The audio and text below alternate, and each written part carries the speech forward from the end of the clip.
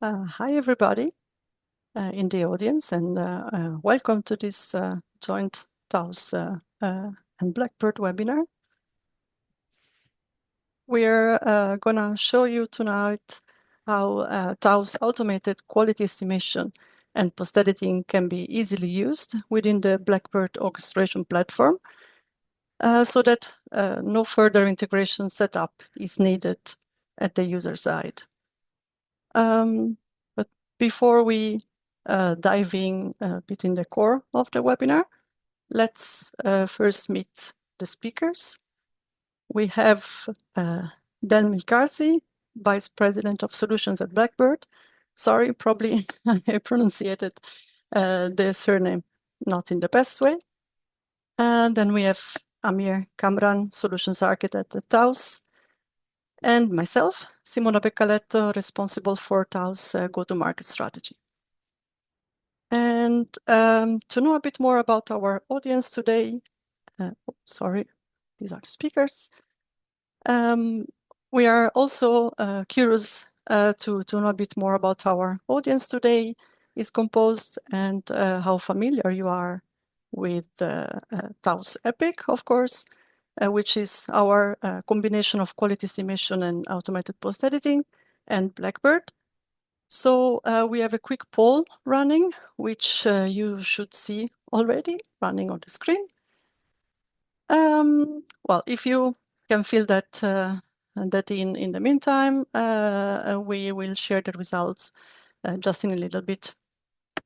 And as a last housekeeping note, if you have any questions, you can just type them in the Q&A area in Zoom, and we'll get to them at the end of the webinar. So yeah, now then over to you to introduce Blackbird and the platform that we're going to see in action in just a little bit. Great, thanks. So Blackbird really has 6 core pillars that we truly believe in, and the first one is connectivity. It makes sense that the first one is connectivity, because Blackbird's role as a content iPaaS is the essential element, right? It brings together every system involved in multilingual content operations. So it brings together your content management system, it brings together your translation management system, AI platforms such as TAUS, and many, many more. And it becomes the backbone of your entire tech ecosystem. From there, we also believe in interoperability. It's the principle that ensures that data and tasks and workflows and content can flow cleanly across all of these tools and they understand each other. And you don't have to worry about file conversions and making sure that these systems know how to speak to each other. Under the hood of Blackbird, we just take care of that for you. Uh, what we are is an orchestration platform as well, right? So it's the heart of what we do is enabling teams to map and automate and consistently execute complex processes across all of their environments. In fact, if you're not sure what our name means as Blackbird, they're migratory creatures. They connect continents and ecosystems, and that's what Blackbird does, and that's what we believe in as well, is how we can connect and have these systems work well with each other. So Blackbird is meant to provide visibility and the controls needed to do your content operations at scale. And so part of that is introducing all the new AI that is possible, machine translation tools, LLMs, RAG, and of course, while we're here today talking about TAUS and EPIC, and that allows you to enrich your content, analyze your quality, bring contextual intelligence into every step of your content operation processes. And this is how automation becomes not just faster, but smarter. And of course, we want to involve humans in the process. Of course, we still want humans in the process, and that's where checkpoints in Blackbird come into play because those are our human in the loop moments.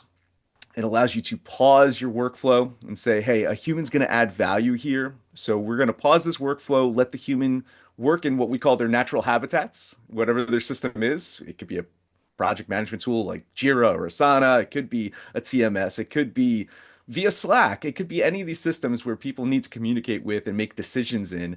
We allow you to pause your workflow, make that decision, and then continue on. I think the last element of the pillars here is the data component of it. So inherently, Blackbird, we don't retain data, but we've got a data element that is called Blacklake. And Blacklake is our data lakehouse, right? It's our context engine, right?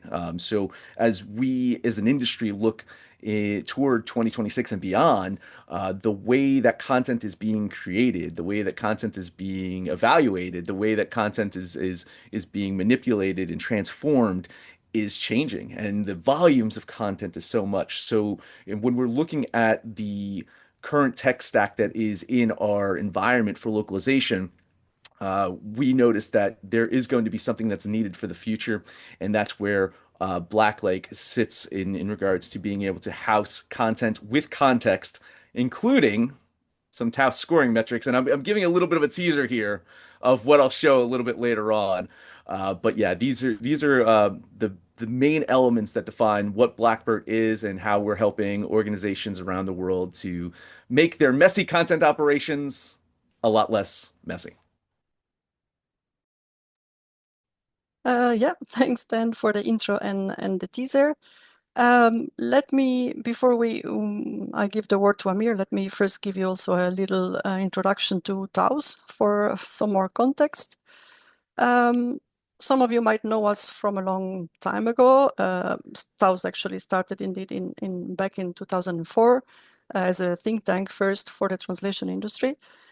But since then, a lot happened, and we now evolved into a data-driven language solutions provider, leveraging still all the expertise that we gained along the years in language data and technology. And as mentioned in this webinar tonight, we'll focus on TAUS. Sorry, I forgot to share the slide about TAUS. It's basically summarizing what I just mentioned. And we're gonna focus tonight on our automated quality estimation and post-editing tool, which we offer in a combined solution that we call APE. And this is APE in short. Basically, our quality estimation model evaluates content at segment level and gives a quality confidence score to flag which segments require attention. The acceptance quality threshold is something that can be customized depending on the user requirements, and also depending on the use case. Quality estimation can be combined with automatic post-editing to enhance segments that are below the set threshold. And automated post-edited segments are only returned if the enhancement actually improves the original segment. So, well, this way, content can be routed in a very efficient way, but you still then are able to have proactive management of quality risks thanks to the quality estimation. Well, it's almost time to give the word to Amir and get to the core of the webinar. Just a second more to share with you the results of the poll that we did, so that we also have a bit of a picture of who's in the audience tonight. Kind of expected, at least I was expecting to see quite a lot of LSPs there. Good to see that there's also a bit of a mix with enterprise integrators and others in the room. About the adoption or use of quality estimation and APE. Good to see that there's some adoption as well, and for the ones that are not using it, that's the right place to be tonight to learn more about it. And then about the knowledge of the two products that we are exploring, APE and Blackbird. Again, some mixed answers, so it's gonna be like interesting for a lot of people to know about how both work in practice. So time now really to hand over the microphone to Amir, who's gonna tell you more about how APE works. Thanks, Simona. So let me quickly share my screen first. Okay, so hello everyone. So as Simona already gave a little bit of teaser that what we are doing and what APIC is in a nutshell. Usually when we do these kind of webinars, we go in depth in the theoretical aspect, how quality estimation works and what we are doing, how we train models and all that. But today, the focus is not that, but it's more on the integration side and how you can actually use these tools easily without much of a hassle. So this is the focus today. But as I already seen the poll that there are a lot of people who are not aware of quality estimation. So I will, or the TAUS offering. So maybe I will start with a little bit of brief overview of that. So what you see on the screen right now is a typical translation workflow.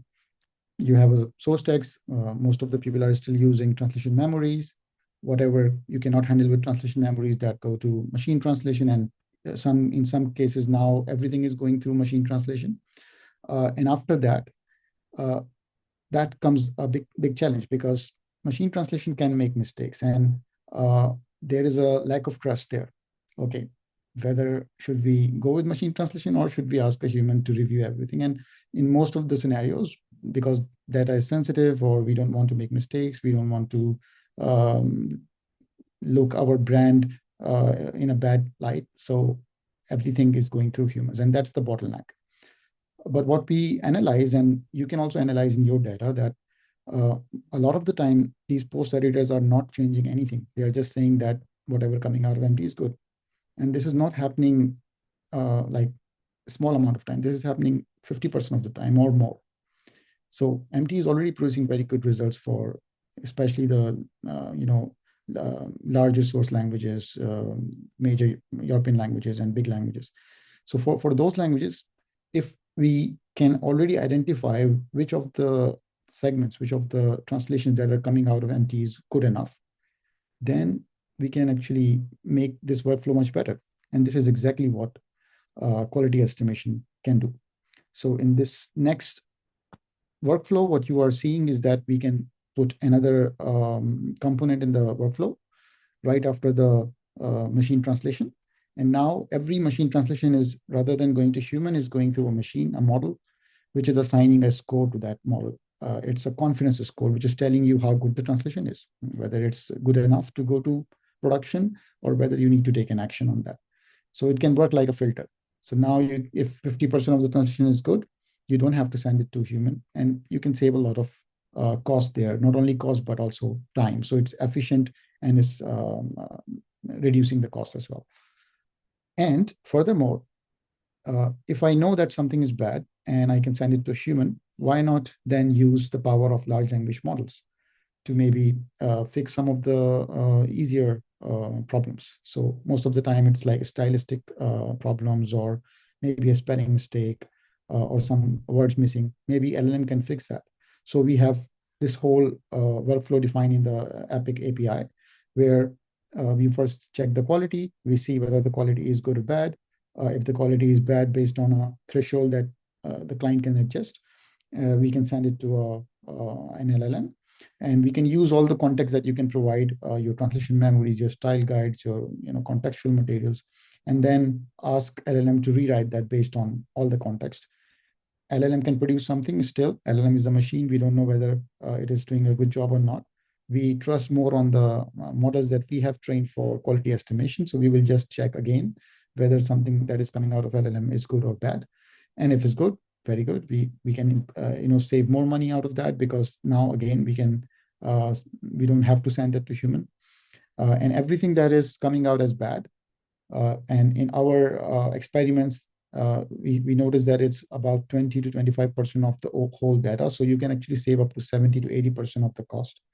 And the rest of the thing that is left, that can go to the human. And now humans don't have to do the trivial job of clicking yes and no. They have to really do something there. So this is the meat of the problem, where humans can use their intelligence, their experience, and their linguistic expertise to solve things and to improve the translation. And so this really works very nice. All of this is very good, but how to use this? Can you just take it and integrate into your workflow? Because I know that most of the people are using some kind of translation management system or content management system, or they already have their own tools available. So of course, if you want to use this, you have to integrate that, write some code. You need to have some kind of developers available in-house, or maybe you need to see whether integration is available in the tools that you are using.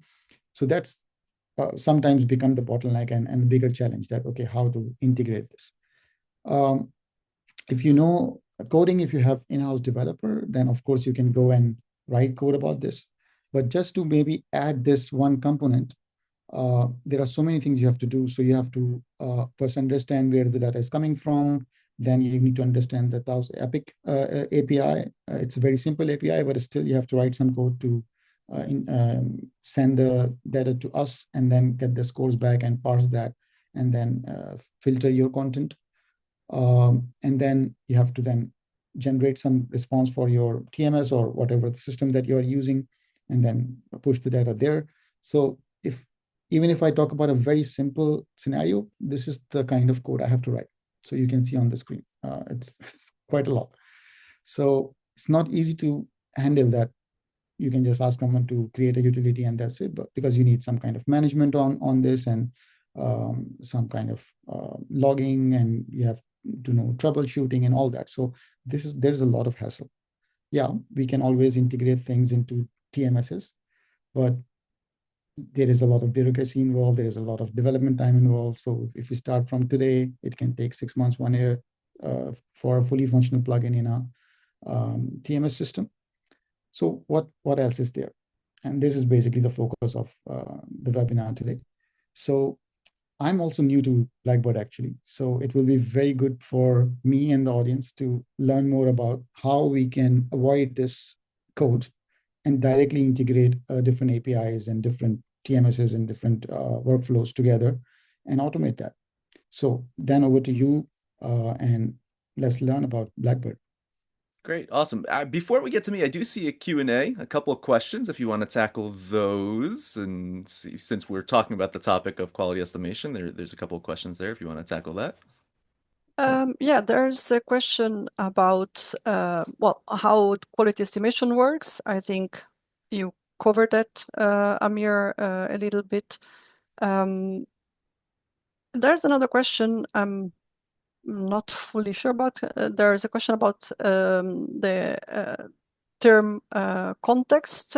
If Amir, you can elaborate on using context, contextual material. So when I mentioned about using large language models, so you can actually write a small prompt and large language model can produce a result. But if you are just relying on that prompt, most of the time it will produce something that is not consistent with your terminology, your use cases, and whatever kind of stylistic features you are using. So based on the current context, current sentence that you are using, or maybe a paragraph or whatever is being translated, there could be already a lot of context available in your document, in your translation memories, in your style guides. So we can search all of the things and then come up with relevant material and then add that to the prompt on the fly. So you don't have to do anything if the things already are available to us. We can do all the searching, we can do all the vectorization and take care of everything. And then we can write an optimized prompt, because it's not possible to just add the whole translation memory into one prompt. So you need to contextualize things. You need to see, okay, which words are being used in this particular context and what kind of translations that was humanly verified available. Then we can provide that to LLM, and LLM can take a better decision based on the context, how to translate a particular sentence. So this way it can fix things easily. And then again, we can do a quality estimation check on that and see whether it is true to the source or not. Yeah, this is the idea of context.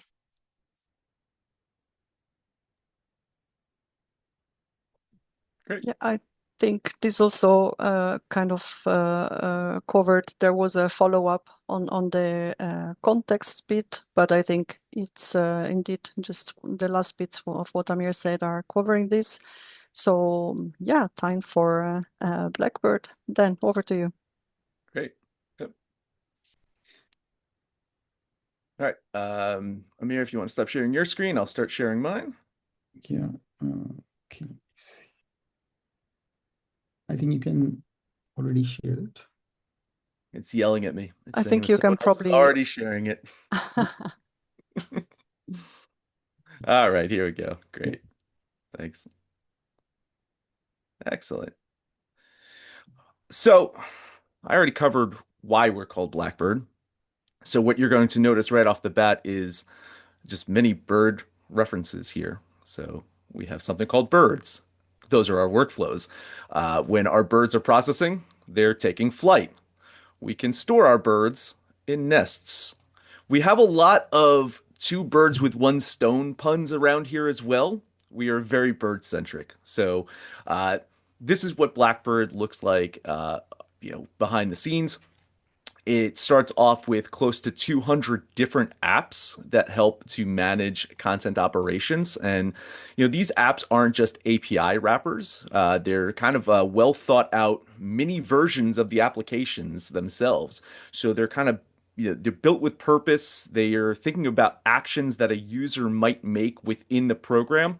And then Blackbird allows you to connect those dots. And so if you're thinking about any of the major content management systems that you could think of, if you're thinking of CAT and TMSs, right? You have PM tools, productivity tools, project manager, and productivity. You need to be able to connect these all up in a process that makes sense for your organization.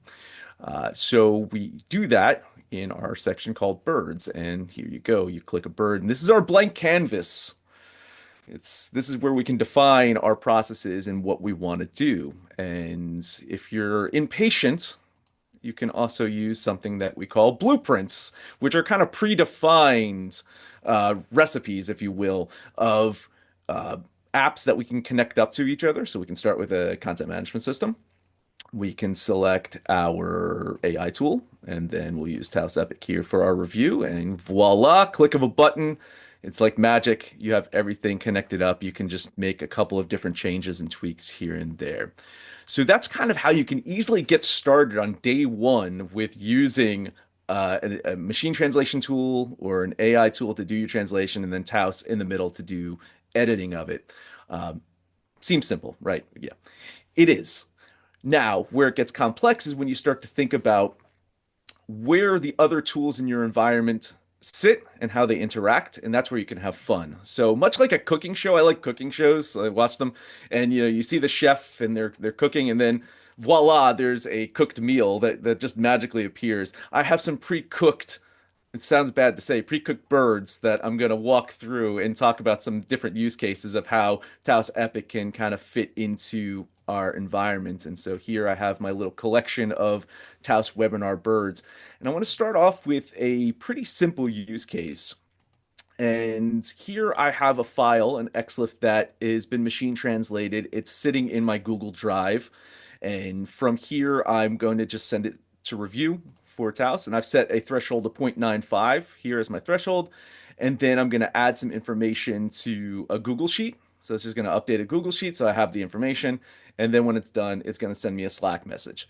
Uh, Demos are great because you can click a little button here and click fly and it runs automatically. So I'll actually do that while I'm talking more about what's an ideal state here. An ideal state is instead of manually having to come into Blackbird to click something, you're going to do something in another system that's going to trigger that event. So you could easily add a file into Google Drive or into SharePoint or into a system that is going to trigger this bird automatically. So, users don't need to leave their system to come into Blackbird to click anything. They just work in their environment and stuff happens. And you can see this already ran through.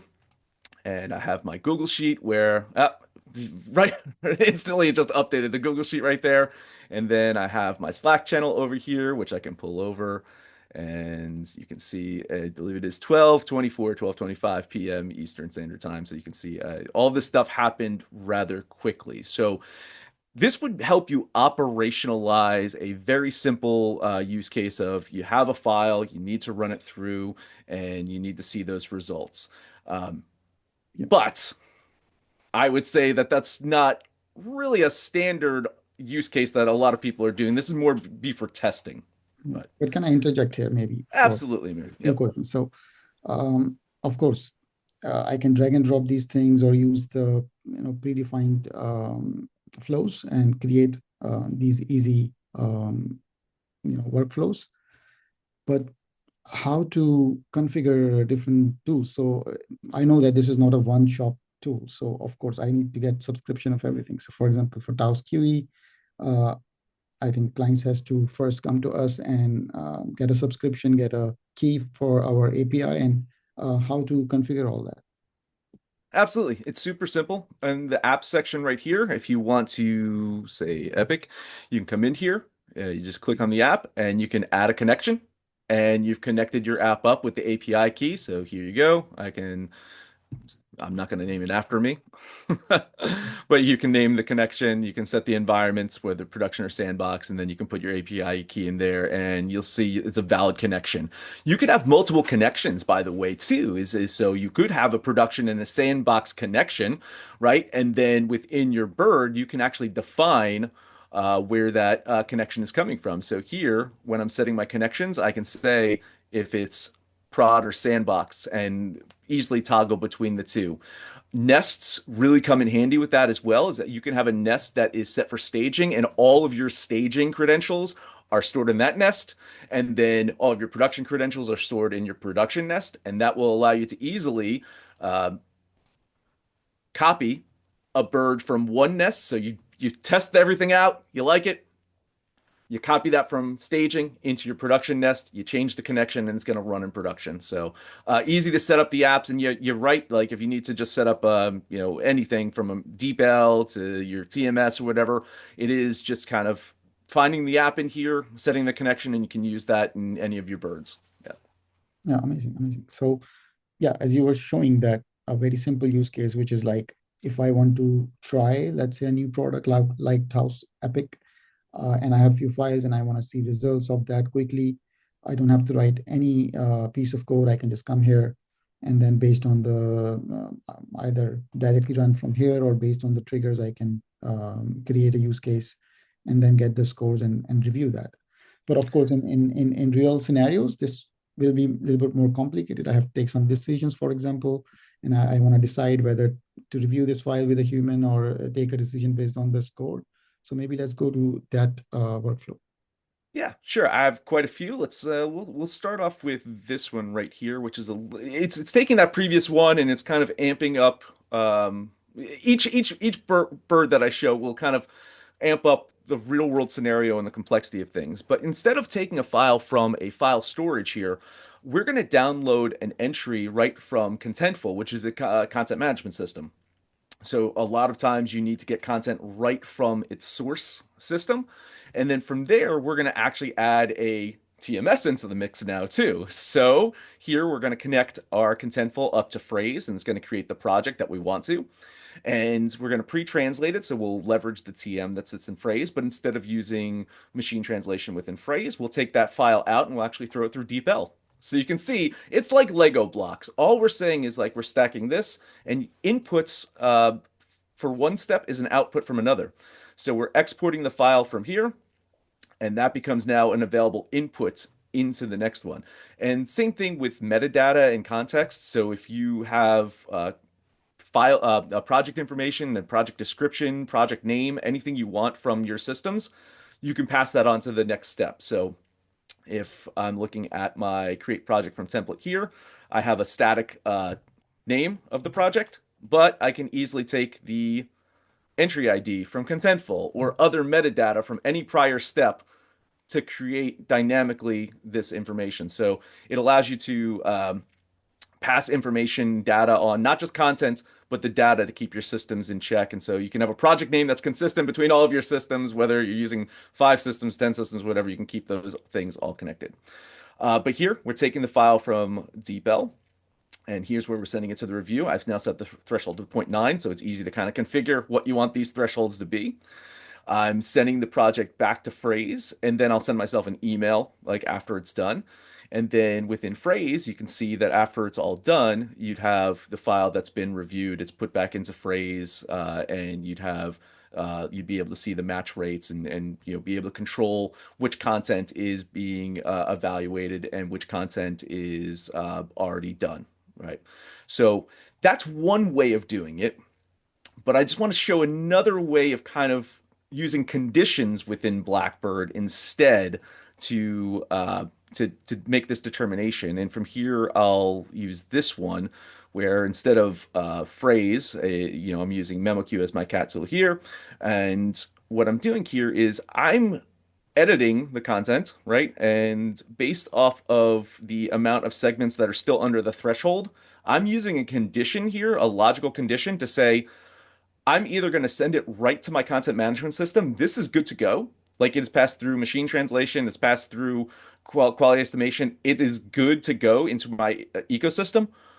Or if it's not there yet, then I'm sending it back to my cat tool for the human in the loop. So this gives you two kind of ways to control costs or process around the quality of the translation. You can either send it right to your TMS and still have the review happening there. And once that review is done, publish the content and then send it back to your content management system or whatever system you need to. Or here you can actually use Blackbird and the metadata, the information you're getting from TAUS Epic to make that decision automatically and send it to the different systems. So one more question here, because I can see it says XLIF file, and I know that different systems actually can produce different kinds of files. So do I have to do any conversion, and how that is taken care of? No, Blackbird, we kind of pride ourselves on interoperability. So under the hood, we are converting files. We're actually taking all this messy content from a CMS and we're creating a file that could work with any LLM, with any TMS, and then interchanging files between systems. We're taking care of that file conversion in the background. You do have flexibility, like anything, you do have customization or configurations you can make to different steps here. So even within DeepL, you can actually determine the output file handling or even the file translation strategy. You still have controls if you want to, but you don't have to do any file conversions yourself. You don't have to stop your process, take something out, put it back in. Blackbird will handle all of that for you. Yeah. Mm-hmm. That's good. Great. So I have a couple more. You guys want to see a couple more Yeah, examples? Yeah, let's see something more complex. Okay, great. So I have this one, which is including Taos, the edit, right? Yeah. So same thing here is we're doing this, and instead of reviewing, we're editing. Okay. What I'm going to do instead, though, is we want a human in the loop to then review the content that is coming out. So this is what we call a checkpoint. This is a pause point in a workflow where we're going to wait for another system to send us a trigger to continue the workflow. So this gives you the ability to have multiple systems waiting for each other in the same workflow. You don't need to build one workflow that runs it, one workflow that waits for the status change, one workflow to deliver it. You can manage a very complex workflow using these checkpoints. And how this works is, if I show you my flight history right here, is we have one that is running, right? So, and the flight history is great. You get all of the metadata and all the information. You can see kind of like an audit trail. And with all of this, same thing, if you want to send it out to a Google Sheet or if you want to use the Blackbird API to get more information or content from your flights, you can do that as well. But as we go through this, we're seeing step by step what's happening in each step, the inputs and the outputs. And now we have our bird that is just fluttering its wings right here. It's waiting. So it's not going to continue this automation until we go into phrase and we deliver this project and we say that the human has reviewed it and it's good to go. So that gives you that control. So, a lot of this is risk mitigation, right? Like what your comfort level is. Some content you might want to orchestrate and send directly into your website, low risk. Some content you would want that human in the loop. This allows you to, using conditions and using checkpoints, to manage that in one workflow. And in fact, if you wanted to, you could easily take this workflow, the same workflow, and right now I'm handling one language. You can use what's called a loop and loop through numerous languages. So if you wanted to have a multi-language workflow that handles all of your website content, you can loop through all of the languages in the same workflow. You don't need a bird for every single language. You can kind of manage it here. And even within a loop, you can still add conditions within a loop, right? So decisions within a loop. So you can even, if the language is Dutch, send it this way. If it's German, send it this way. You can still process multilingual content in a variety of different ways in the same workflow. Yeah. That is great, actually. So another question I have is regarding failures. So if something fails, then what happened? It happens from time to time, as you can imagine. Yeah. And so you can see we have the different statuses here, and you can see show failed flights, right? So you can see here, you can actually go into these failed flights and you can see, what the error is and how to mitigate against it. You can also set up notifications within Blackbird that you will get pinged from Blackbird via Slack or via email or whatever it is to say, hey, this went wrong in this flight, and help you troubleshoot it. So we give error messaging to be able to help troubleshoot what's going on in the different systems. As I mentioned, we handle all of the file conversion and interoperability between the systems, but still some systems might be very finicky in the one that they accept. That's why we give you the option to kind of toggle between how files can be exported out. So again, you don't have to do the file conversion, but you might come across a system that just doesn't like your flavor of xlif, and then you just kind of toggle and change a setting, and then you can accept it through the parameters. And that's what's happening in that failed flight right there. All you do is just change a setting in one of our other actions, and then it passed it through successfully. But yeah, so anything that fails, you have a full kind of like audit history and audit trail to see these things. I say this: you're experimenting a lot, you're going to fail a lot. So and then you're going to learn a lot from those failures. So but you can also automate any of the communications to your preferred communication channel if something should happen. Yeah, that is great. So I Oh, know sorry, Amir, just sorry to interrupt you, but there's a question about the loop feature that Dan you showed, so maybe good to answer this now. The question is, do you need to build the TAUS loop, such as if QE is low, do a post-editing and QE again, or is it already in Epic? So I think. yeah, it's already within Epic. It's already within the app. It kind of handles it inherently in there. But same thing, if you want to define your process where after the humans reviewed it, you want to run it through and look at and run it through Epic again, you could add that into the mix. But right within the app itself, it's going to handle that process of reviewing, editing and reviewing, and then sending the final content onto the final destination. I think so. One important thing is that for TAUS Epic, everything is based on segments at the moment. We are still working on maybe document level translation and quality estimation, but currently everything is segment based. But of course, there is a batch processes available, so you can send multiple sentences together, and then you can get scores of each sentence back. So when we are talking about Blackbird, for example, it can automate that very easily. So it can deal with the files. So you can even define a workflow where you can take a decision on the whole file. So for example, you can send the whole file for TAUS QE, you will get a scores for each segment, and then you can see how many segments need post-editing and how many don't need post-editing. And maybe if you have some kind of threshold that if this percent of the file is good, then I don't have to do anything. You can do file-based decision as well.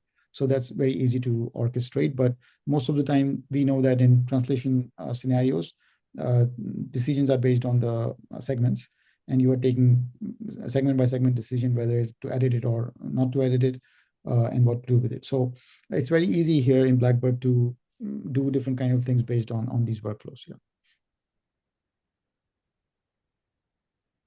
Have one more. if you don't mind, I show one more thing, just real Yeah. quick. Is I mentioned it earlier, we have our product Black Lake, which is our data layer, our data lake. And the way that this works is, we are storing, of course, the content that you're getting from your different systems, whether it's a content management system or a support system like Zendesk or whatever, and we help to store the content. But content is only as good as the context. We were talking about context earlier, and this is our way to circle back to that, to the context around it. And some context that we might want to store, some metadata, could be how we've evaluated our translations with TAUS. So Black Lake allows you to, let me go to my lake over here, go into what the content looks like in the real world. So this is a very simple one. Like, if we looked at a more complex one, we can look at something like this. This is what it looks like inside Contentful, right? But allows you to go in here and track like history of things. My other example over here, I believe this was Dutch, right? Is I have also sent the quality scores from TAUS to be another layer of context in here. So it's not just visual context, it's not just style guide context, but also how your translations, the quality of it as it is in the real world. Because that's what's important to Black Lake. Black Lake is a representation of your content as it exists in the end system. So if you make a change in Zendesk or make a change in Contentful in your systems, Black Lake's going to understand that and pick it up immediately and keep it in synchronization.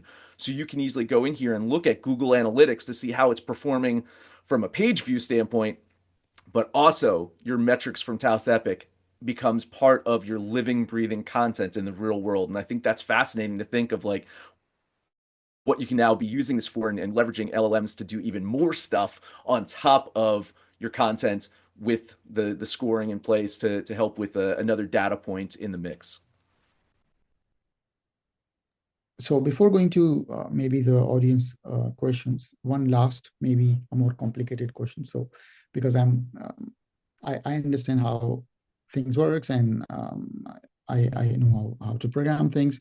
So when I see this, it's amazing. I don't have to write any line of code, and I can do a lot with any tool that I want to. I can integrate that. But if I see something that is not there, do I have to contact Blackbird to create something, or I can just create it on my own? I can add an app on my own. I can add a new connection on my own. How does that work? That's a great question here. So we pride ourselves on being a product that could be no code, low code, or for developers as well. So we have an SDK that makes it very simple to launch your own apps. You can actually go into your own private My Custom apps and launch your internal apps that sit inside your environments within Blackbird as well. So if you have a couple of scripts that you've built in Python or something like that, and you want to then convert them into a small little app, you can do that. It can sit inside your custom apps, and then it becomes part of the Blackbird environment just for you, right? So you can interact with it and do these automations as well. But again, we run the gamut of our end users. I'll tell you this. Listen, I started at Blackbird, and then the following week I had to do a conference and I had to demo Blackbird. So within 7 days, or less than 7 days, I was out there building birds and showing demos and so forth. So if you don't have a coding background, you can go in there, you can build birds, build automations. If you've got a low code background, you can use things like regex. We've got utilities in the mix there, in our birds that are like, you probably I saw some of the ones that I was building. I used a couple of these utilities here, even probably in this one right here. Was this one? No, it's the other one. This one. I'm generating a date. I'm getting the file information. Like, you can use these utilities as little, like, loc engineers in a jar. But if you've got regex skills, you can add regex, you can parse things to the CSV and so forth. And then if you are a developer, if you want to build your own apps, we make it very easy to launch new apps in the environment and interact with them as well. Very good, very good. Yeah. Thanks, guys. We are reaching really the end of the webinar. I see that there's still one question. It's quite a detailed one. So let's see if we can quickly reply. So the question is, given a full XLIF project retrieved from a TMS with a distribution of 100% matches, fuzzies, and new words pre-translated with MT, how is the identification of segments that need to go to TAUS? So only the empty segments, for example. Do we set that up in a configuration step to extract segments given their empty attribute? They return with quality estimation score, and then another step rebuilds the XLIF with the annotated scores, or there's a preset tool to do this. So I can speak on the Blackbird side. You can be able to configure how you want the different segments to be treated, whether you want like which segments to be passed out to machine translation or the other steps. You can have configurations there that allows you to do that. Since we are working on a segment by segment basis, you can upload a file, but we're still working on a segment by segment basis.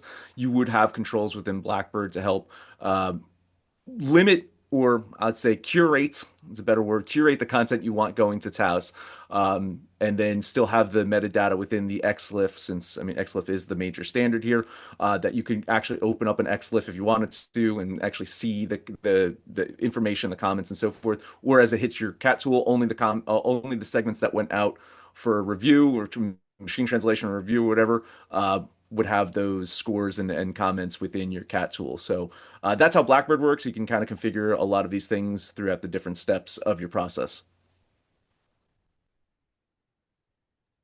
Great. That was right on the clock. Well, we are just 1 minute over, but oh, there's one message in the chat. Well, I think the best would be probably to then take any more question or comment that we haven't been able to clarify in the webinar